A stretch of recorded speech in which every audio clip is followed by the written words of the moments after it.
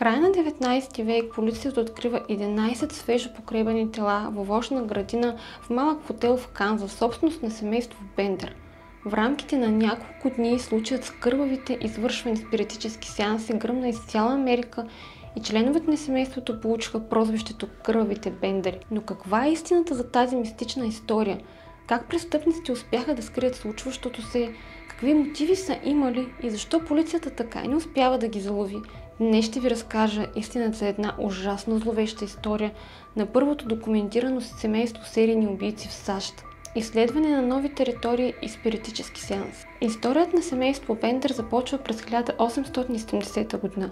След края на гражданската война, индианците от племето Осейч са преместени от правителството на САЩ от окръг Лабет в Оклахома, за да направят територията на Канзас достъпна за заселниците, които са склонни да се преместят там и да работят на празните земи. През същата година Джон Бендер старши и синът му пристигат в областта, получавайки парцел от около 60 хектара, където построяват малък хотел, магазин, създават овощна градина. Година по-късно към Бендер старши се присъединила съпругата му Елвира и дъщеря му Кейт. Местните жители, които вече са успели да се заселят на новата територия, споделяли, че новите им съседи са се държали изключително затворено, говорили са лошо английски и също така понякога са се държали доста агресивно. Джон Бендер младши страдаше от странни пристъпи на истеричен смях, което пораждаше съмнение относно психическата му стабилност. Кейт пък изнасяше лекции по спиритизъм, по времето на които говореше за дарбата си като медиум, а също така открито се застъпи за правото на убийството и откритите връзки. По това време много от местните жители са вярвали в спиритическите сеанси и че след смъртта душите на мъртвите остават в света на живите, но дори за тях проповедите на Кейт са изглеждали меко казано твърде радикални, странни и дори плашещи. Въпреки това, благодарение на харизмата и чара си, момичето успява да спечели жителите и нейните, меко казано, двусмислени изявления спират да правят впечатление на местните. Доста бързо дъщерята на двойката Бендер придобива значителна популярност и хората започнаха да се обръщат към нея с молба за провеждане на спиритически сеанси или да се излекуват физически и духовно. Момичето активно използваше славата си, като самата тя се наричаше професор Кейти Бендер и канеше всички на нейните сеанси, които се провеждаха в семейния хотел. Въпреки това, както се оказва по-късно, цената за услугите беше твърде висока и дори кървава. Серия от убийства. През 1873 г. полковник Ед Йорк пътува през Средния запад на Съединените щати. Завръщайки се от дома, отсяда в хотел Бендер. След като се прибира вкъщи, той разказва на брата си Уилям за семейния хотел в Канзас, който скоро сам тръгва на пътешествие и решава да го посети за нощувка. За съжаление, Уилям Йорк никога не се връща от дома и тогава брат му отива в окръг Лабет, за да разбере какво всъщност се е случило. Когато се среща с Джон Бендер старши, той го информира, че Уилям не се е появявал в района и не се е настанявал в хотела им. Главата на семейството предположил, че изчезналият може да се изблъскал с група враждебни индианци и Ед Йорк се съгласява с тази версия и след това дори приема поканата на Бендер за вечеря. Мъжът сяда в една от стаите в очакване на храната, но внезапно погледът му бил привлечен от изкрящ предмет на пода. Оказва се, че това е медальонът със снимка на съпругата и детето на брат му Уилям.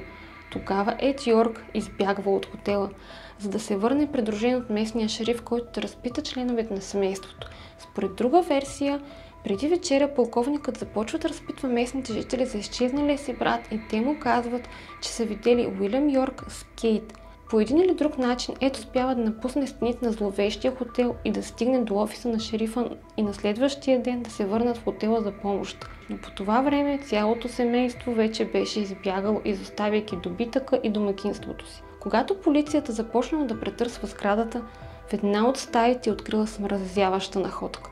Люк с съмнителни петна, водещи към мазето, откъдето се е носила ужасна зловонна миризма. Предполага се, че именно чрез него убийците са се избавили от телата на жертвите си, но в самото мазе не са открити трупове. След това детективите откриха няколко предмета, принадлежали на гостите, изчезнали по различно време. Предполагаемите оръжия за убийството и малко по-късно 11 погребани тела в близката ябълковата овощна градина, включително и тялото на Уилям Йорк. След като полицията проучва всички доказателства и разговаряла с местните жители, те установили каква е била схемата им на действие. Както се оказва, Кейт Бендер примамвала клиентите нетърпеливи да научат тайните на спиритическите сеанси в хотела, където ги завеждала в специалната стая с завесата. Гостите сядали с лице към мястото на провеждане на тези сеанси, а баща или по-големия брат се крили зад завесата, които в точния момент се появявали и брутално убивали жертвата. В хода на разследването се оказва, че Бендерите може да не са били кръвни роднини. Тяхното родословие и произход са били и остават заболени в тайна, а връзката между Кейт и Джон младши много очевидци я описват не като братско-сестринска, а по-скоро като брачна. Въпреки това, мотивите на убийствата не са били напълно ясни. Първоначално се е предполагало, че семейството е извършило престъпленията с користна цел, но след това полицията установила, че някои от жертвите са били бедни. Въпреки това, обаче те са били жестоко убити и за това възниква втора версия. Според нея основната причина за престъпленията е желанието за насилие и склонността към садизъм на семейството. За свой ужас полицията разбира, че е изправена пред първото семейство с серийни убийци и садисти в историята на САЩ, превърнало убийството от добре работещ бизнес. Издирването на престъпниците и приключването на случая. За залавянето на кървавото семейство Бендер, както ги наричаха местните жители, веднага беше определена впечатляваща и огромна награда. Но въпреки това и всичките усилия, властите и доброволците, семейството така и не беше заловено.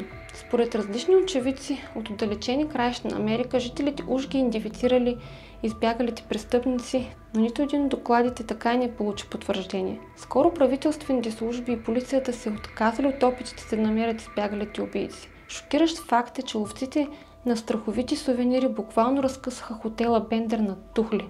Съществува версия, че група доброволци са успели все пак да намерят убийците няколко години по-късно в района на Оклахома и са се разправили сами с тях. Фактът, че те обаче са извършили линчуването вместо да кандидатстват с наградата от $2000, които се равняват на около $60 000 днес, прави тази версия малко вероятна.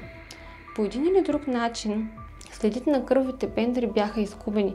Едва ли ще разберем каква съдба е очаквала безмислостните престъпници и дали не са продължили с кървавите си престъпления. Случаят е екранизиран също така с написани художествени произведения, които са базирани на тази действителна зловеща история.